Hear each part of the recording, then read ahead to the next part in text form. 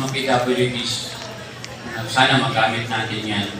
Ngayon, meron po tayo mga pagkakataon sa mga PWDs ID na hindi makaklaim o makakuha ng discount sapagkat hindi po sila nare-register.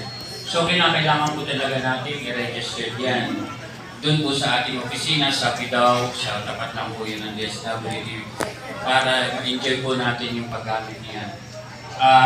Karagdagan din po sa ating mga PWD, meron din po tayong libreng sine, kagaya po sa senior, sa SM tuwing Martes.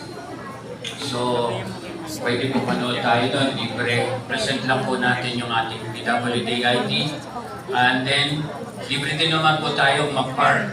Wala po tayong parking fee sa SM.